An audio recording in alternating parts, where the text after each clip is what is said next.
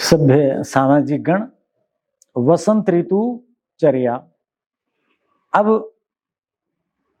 सामान्य मनुष्य, पहले जो व्याख्यान थे उनमें थोड़ा बुद्धिवादी, चिंतक, विचारक, शास्त्र के प्रति रुचि रखने वालों की बातें ज्यादा थी, सिद्धांत पक्ष था ज्यादा उनमें, ज्योतिष था, आयुर्वेद था, विविध आचार्यों के मत थे। अब हम जो विचार करने जा रहे हैं सामान्य मनुष्य भी समझ सकता है उसको, और जीवन में ये तो उनको अपना लेना ही चाहिए यदि हम वसंत ऋतु का पूरा लाभ लेना चाहते हैं और वसंत ऋतु से होने वाली हानियों से बचना चाहते हैं। आपको बताया ना, वसंत ऋतु को क्या कहा? ऋतुराज का, सब ऋतुओं का राजा का। और मैंने बताया कि भारतीय जो राष्ट्रीय पंचांग है उसमें वर्ष का आरंभ किससे मानते हैं? चैत्र मास से मानते हैं, 21 मार्च से उसको माना। और भारतीय जो परंपरा है चंद्र गणना की, उसमें भी चैत्र शुक्ल प्रतिपदा से आरंभ माना है। किसका? बोलो। वर्ष का आरंभ चैत्र से, और चैत्र का मतलब वसंत ऋतु का आरंभ, अर्थात सूर्य भूमध्य रेखा पर आया है उत्तरायण होकर के, तब माना। ये बीच में हो गया, 3 महीने जा चुके, 2 शिशिर के, 1 वसंत का। लेकिन ये क्यों कि वसंत ऋतु की महत्ता इतनी ज्यादा है, इतनी ज्यादा महत्ता है, इसलिए मुझे लगता है कि उसकी महत्ता से प्रभावित होकर के लोगों ने ये चुना कि भी वर्ष का आरंभ तो किससे होना चाहिए? वसंत ऋतु से होना चाहिए, इतनी इसकी महत्ता है। जबकि देखो, मैं आपको एक बात बताऊं, बहुत प्राचीन काल से ऐसा नहीं था। अथर्ववेद में आता है, ग्रीष्मस्ते भूमे वर्षाणि शरद हेमंत शिशिरो वसंत। वसंत ऋतु आखिरी महीना है अथर्ववेद में। अथर्ववेद का ऋषि जब ऋतुओं का वर्णन करता है तो वसंत ऋतु को आखिरी ऋतु कहता है। ऋषि जो है उसकी दृष्टि में अच्छा बुरा या कुछ नहीं, समझ गए कि नहीं? वो तो निरपेक्ष भाव से बात करता है। हम जो गृहस्थ हैं, हम जो सुविधा भोगी हैं, ये कहते हैं अरे ये अच्छा है, ये बुरा है। ऋषि के सामने तो स्वादु और बेस्वादु भोजन एक जैसा है, अनुकूलता और प्रतिकूलता एक जैसा, तो सम है, सम है, तभी तो वो मुक्ति को पाता है ना। तो अथर्ववेद का ऋषि क्या कहता है? ग्रीष्मस्ते भूमे वर्षाणि, हे भूमे ग्रीष्म ऋतु, वर्षाणि वर्षा ऋतु, शरद ऋतु सितंबर अक्टूबर वाली, हेमंत हेमंत ऋतु नवंबर दिसंबर वाली, शिशिरो जनवरी फरवरी वाली, वसंत और 20 फरवरी से अप्रैल वाली वसंत। वसंत ऋतु आखिरी है। वहां वर्ष का आरंभ कहां से है? ग्रीष्म ऋतु से। आगे कालिदास लगभग 2000 साल पहले हुए, उनकी पुस्तक है ऋतु संहार। क्या पुस्तक है? ऋतु संहार, ऋतुओं का समूह। वहां 6 ऋतुओं का वर्णन है, 6 ऋतुएं। ऋतु संहार में भी कालिदास सबसे पहले ग्रीष्म ऋतु का वर्णन करते हैं। किसका वर्णन करते हैं?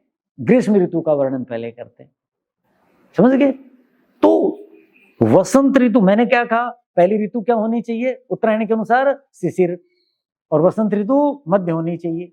और हमारे यहां जो नववर्ष का आरंभ है विक्रम संवत के अनुसार चैत्र से, राष्ट्रीय शक संवत के अनुसार जब सूर्य मेष राशि में आ जाता है तो वसंत से। वो तो चैत्र ही उस दिन मान रहे हैं। तो ये मुझे क्यों लगता है कि ऐसा क्यों किया होगा? हैं जी, ये इसलिए किया होगा कि वसंत ऋतु हमारे लिए ज्यादा अनुकूल है, ज्यादा सुखद है, आह्लादक है।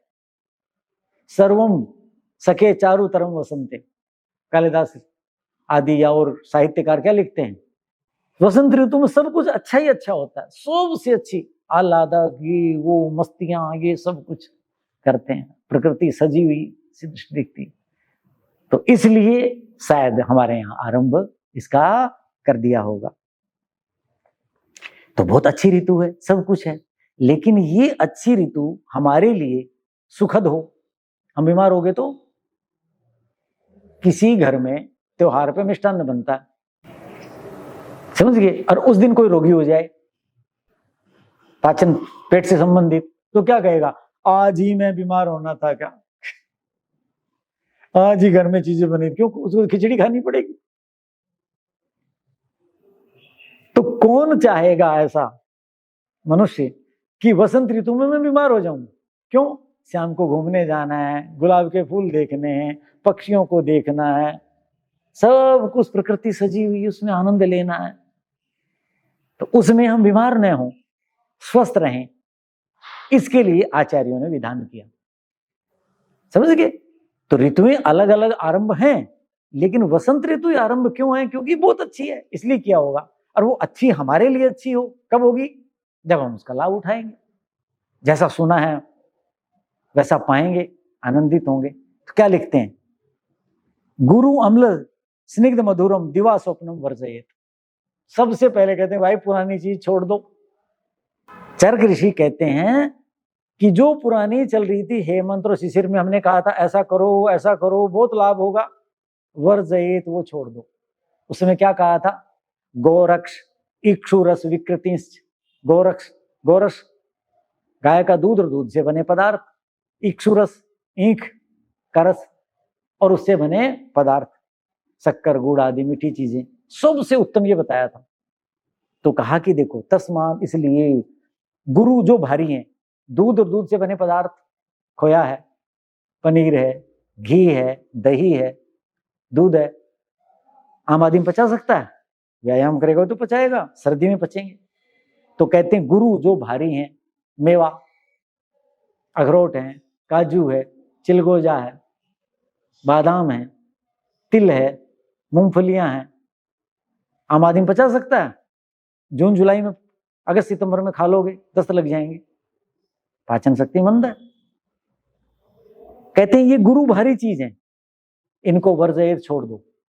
गोंद के लड्डू बनाए थे, बादाम पाक बनाया था, वृषभ रसायन बनाया था कि नहीं, बताया था, वो खाओगे नहीं खाना, अब वर्जयेत, छोड़ दो। गुरु भारी, अम्ल खट्टी चीजें नहीं खानी। क्यों? मधुर रस, अम्ल रस और मधुर, अम्ल और लवण, ये तीन रस कफ की वृद्धि करते हैं, कफ बढ़ाते हैं। अब तो कफ, पीछे व्याख्यान में कहा, छांटना है, कम करना है, जितना शरीर को चाहिए उतना ही रखना है, फालतू को वमन से बाहर फेंकना है। हजारों रुपए खर्च कर रहे हैं उसके लिए, तभी स्वस्थ होंगे, ऐसा होता? तो कहते हैं गुरु भारी, जो पचने में भारी हैं, कफ पैदा करते हैं, अम्ल खट्टी चीजें, स्निग्ध चिकनाई, आगे ना जितने भी स्नेह बताए अभी, जितने नाम गिनाए मैंने, चिकनी चीजें वो, और मधुरम मीठी चीजें, इनको दिवा स्वप्नम, और दिन में सोना, वर्जयेत, छोड़ दो। दिन में सोने से क्या होगा? सोने से क्या होता है? कफ की वृद्धि होती है। रात को हम सोते हैं, आपको देखा होगा, प्रातःकाल शरीर कैसा मिलता है? स्वस्थ तंदुरुस्त मिलता है, थकान समाप्त हो जाती है। क्यों? कि नींद हमारी थकान को समाप्त करती है। कैसे करती है? नींद से कफ की वृद्धि होती है, उससे धातुएं पुष्ट होती है और सारे शरीर की थकान दूर हो जाती है। तो दिन में नहीं सोना, क्यों? रात को ही सो रखे हो, उससे कफ की वृद्धि है। हेमंत शिशिर से कफ की वृद्धि हो रखी थी, दिन में सोकर और करोगे फिर बीमार होना ही होना, सारा शरीर रुक जाएगा ना, भारी हो जाएगा, रुक जाएगा, चला नहीं जाएगा, बुरा हाल हो जाएगा, कफी कबर जाएगा सारे शरीर के अंदर। मोटे लोग नहीं देखे, उनकी धातुएं रस आदि ढंग से कार्य नहीं कर पाती, सारे शरीर के अंदर कफ ऐसे भरा हुआ है जैसे आजकल पॉलीथीन से नालियां भरी हुई हैं, काई हो जाती है शरीर के अंदर। कफ का मतलब पॉलीथीन काई का काम करता है। सिंक है जिसमें रसोई के बर्तन धोते हैं, क्यों जल्दी हो जाती है, रुक जाती है? क्योंकि अंदर जूठन वूठन अन्न आदि चिकनाई जाती रहती है, उधर कफ वो काम करता है। तो दिन में सोओगे तो ये हानि हो जाएगी, इन चीजों को छोड़ दो, ठीक है कि नहीं? तो ये बता, एक मैं विशेष बताना चाहता हूं, अभी दिवाली का त्योहार आएगा, न होली का, अब आएगा फाल्गुन पूर्णिमा को। तो अब तो फाल्गुन ये देर से ला रहे हैं, गलत है, वसंत ऋतु के बीच में आता है वो। हमारा जो सूर्य के अनुसार जो मैंने बताया वसंत ऋतु, उसके बीच में आएगा वो। कब आएगा? अभी तो 1.5 महीना है, 2-3 दिन पहले, कल अमावस्या गई है, अभी अमावस्या गई, यानी उसके 1.5 महीने बाद फाल्गुन। आधा तो माघ बचा हुआ है और पूरा फाल्गुन है, 1.5 महीने बाद आएगा होली। आप लगा लो अंदाजा अब से। तो वसंत ऋतु के बीच में आया कि नहीं आया? लगभग उसी समय आता है, फाल्गुन के आखिर में। तो ये क्योंकि ये गणना ही गलत है विक्रमादित्य के अनुसार, इसलिए वो फाल्गुन देर से आता है। नहीं, मेरा कहने का आशय है कि वसंत ऋतु के बीच में आएगा वो जो गणना है। उस समय दिवाली आती है, होली आती है। और होली पे क्या बनाते हैं लोग? हरियाणा में तो कम है, उत्तर प्रदेश में मैं काफी रहा हूँ, वहां गुजिया बनाते हैं। महिलाएं अड़ोस पड़ोस में इकट्ठी होंगी और मावा डालेंगे, उसके अंदर ये मगज डालेंगे। कितने भारी होते हैं मगज, तरबूज खरबूज के, खीरे के मगज, वो डालेंगे। तरह तरह की गरिष्ठ चीजें डलती हैं। और फिर उसको मैदे से, आटे से बना करके और उसको तलेंगे, किसमें? घी या तेल में, और फिर वो खाएंगे। आप बताओ, वसंत ऋतु में जो गुजियां खाएगा बीमार होगा कि नहीं होगा? पहले तो मैदा, उसको तल दिया समोसे की तरह, उसके ऊपर आवरण छा जाता है ना, और उसके अंदर भारी चीजें, मावा आदि भर दिया, मगज भर दिए, कैसे हजम होगा? कितना बड़ा दोष आ गया समाज में, समझ में नहीं आती। फिर कहते हैं हम तो बीमार हो गए। ये तो ऐसे हो गया ना, नवरात्र में उपवास करना है, न्यूनतम चीजें खानी है, लघुतम चीजें खानी है, जल पे ही रहना है, और नवरात्र समाप्ति पर तल तल करके खा रहे। ये तो उल्टा हो गया। वही चीज है, तो गुजियां जो खा रहे हैं उनको नहीं खानी। कब? होली वाले दिन। यानी तिथि अंग्रेजी की तो बता दूं, 20 फरवरी से 20 अप्रैल के बीच में तली हुई चीजें नहीं खानी, बाद में तो बिल्कुल भी नहीं खानी। 20 नवंबर तक जो जो आगे बढ़ोगे जठराग्नि बंद हो जाएगी, ये कहा। और अब जैसे होली आएगी या पर्व आएंगे, कोई भी आएंगे, इन ऋतुओं में तली हुई जो परांठे खाते आ रहे थे अब तक तल करके, बिल्कुल बंद कर देने चाहिए। क्यों? वो पचेंगे नहीं। पूड़ी बनाते हैं, हलवा जो बनाते हैं, हलवे के अंदर क्या हो गया? चिकनाई में, चाहे तेल में बनाए चाहे घी में बनाए, क्या हो गया? पचेगा ही नहीं, अंदर चला गया। तो जो तलाई हुई चीजें हैं, तली हुई चीजें, यदि घी खाना है तो सीधा खाओ। जैसे मैं घी खाता हूं काफी, बाजरे की रोटी खाता हूं सर्दी में, समझ गए? जिसे परांठा कहते हैं, परांठा खाता हूं मैं, तल के नहीं खाता।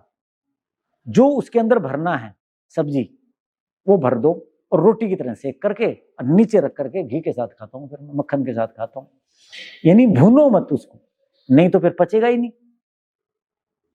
आई समझ में? घी खाओ, वैसे तो स्निग्ध मना है क्योंकि कफ की वृद्धि होगी, लेकिन मैं इसलिए खाता हूँ कि मैं वात प्रकृति का हूँ, बहुत शारीरिक श्रम करता हूँ, वाटिका में कस्सी चलाता हूँ, पेड़ पौधों की बहुत सेवा करता हूँ। मेरे शरीर की आवश्यकता है, मेरे शरीर में कफ नहीं है तो मेरी आवश्यकता है, वात प्रकृति का हूं।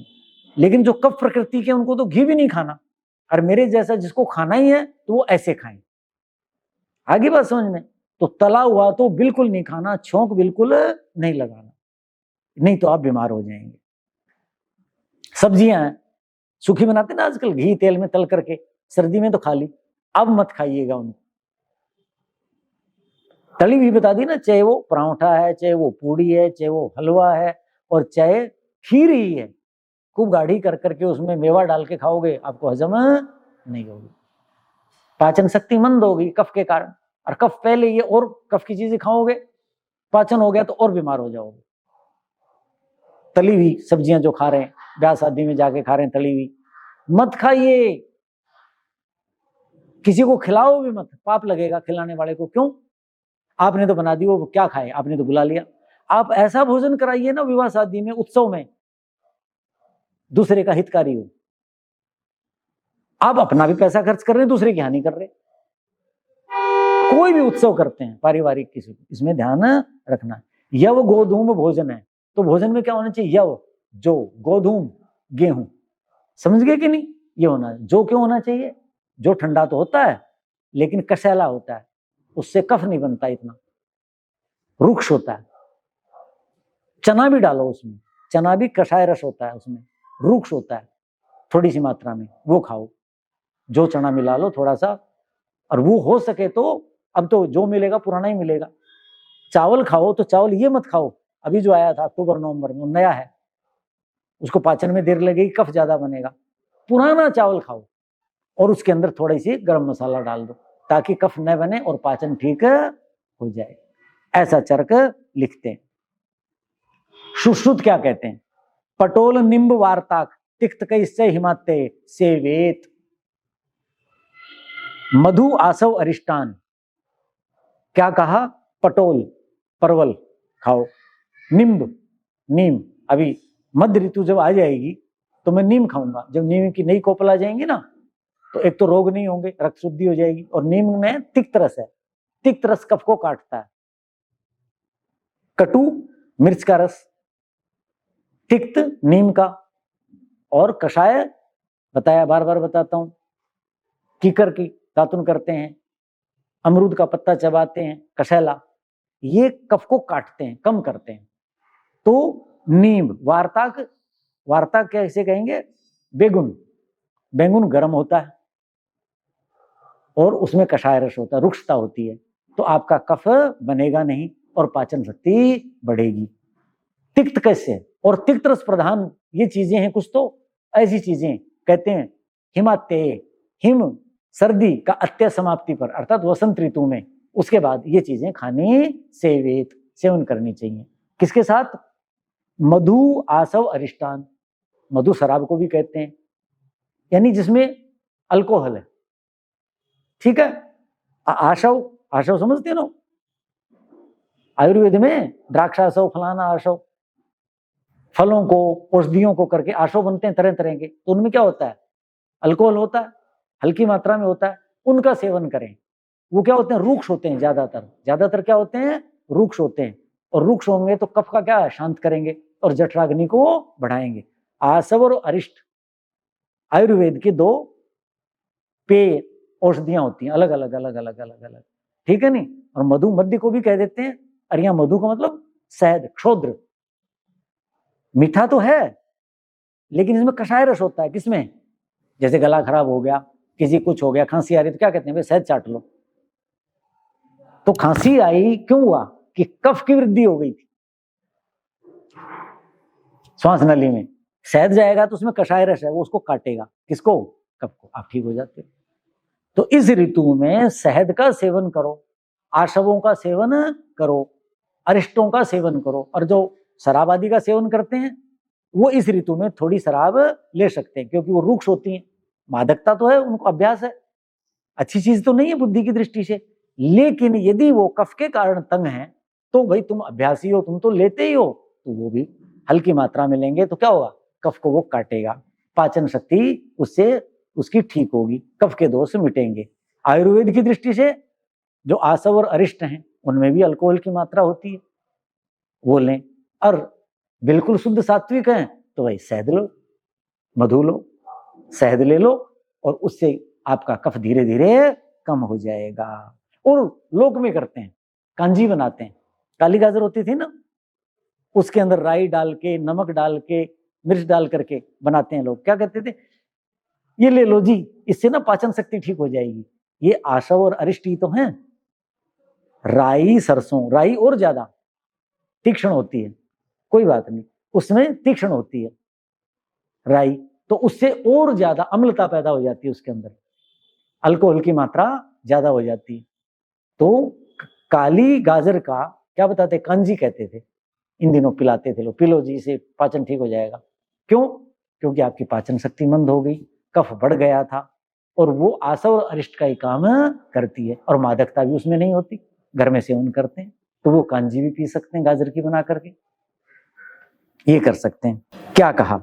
तीक्ष्ण रुक्ष कटु क्षार कषायम कोषणम अद्रव्यम यव मुद्ग मधुप्रायम वसंते भोजनम हितम। वसंत ऋतु में कौन सा भोजन हितकारी है? समाप्त करते हैं, ये विषय यहीं समाप्त हो जाएगा। कौन सा भोजन हितकारी है? ऊपर तो मोटी मोटी बात बताई, क्या कहा?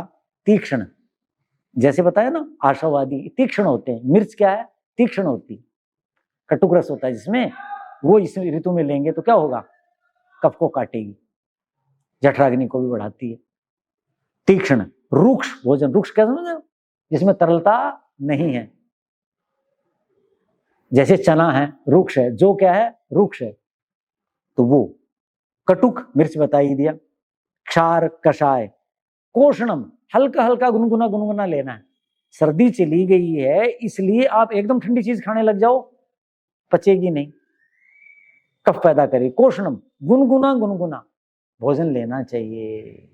कैसा भोजन, जिसमें तीक्ष्ण हो, रुक्षता हो, कटुक रस हो, क्षार हो और कषाय रस हो, और वो गुनगुना हो।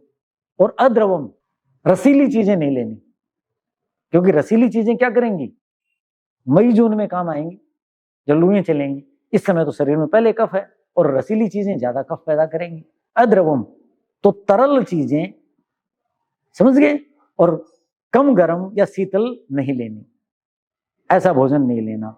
यव मुद्ग मधु प्रायम, ये दूसरे आचार्य कहते हैं, पहले वाले दूसरे थे, दूसरे सुश्रुत कह रहे हैं कि यव मूंग मुद्ग, यव जो मुद्ग मूंग, पहले चरक ने बताया था, अब सुश्रुत कह रहे हैं जो का सेवन करें। मूंग, मूंग भी कसैला होता है, जो तो होता ही है, चना भी कसैला होता है, मूंग भी कसैला होता है, कफ नहीं बनाता, इसलिए रोगी वगैरह को मूंग बना के देते हैं, जल्दी पच जाएगा, लघु होता है, क्यों, कषाय रस होता है उसके अंदर। और मधु, अभी शहद की बात हुई थी। प्राय का मतलब बहुलता से, आपके भोजन में जो मूंग और शहद की अधिकता होनी चाहिए, ऐसा सुश्रुत कहते हैं। ऐसा भोजनम वसंते हितम, वसंत ऋतु में ऐसा भोजन हितकारी है। ऐसा भोजन करना, क्या क्या नहीं करना, क्या क्या करना, ये सब बता दिया। अब आगे के व्याख्यानों में साहित्य की दृष्टि से वसंत की क्या चर्या है, वंश वृद्धि की दृष्टि से हमें कैसे सोचना है, समझ गए कि नहीं, ये सारी बातें, हमारा स्नान कैसा होना चाहिए, बहुत से पक्ष ऐसे हैं, वो हम आगे व्याख्यानों में उसकी चर्चा करेंगे। ओम शांति शांति।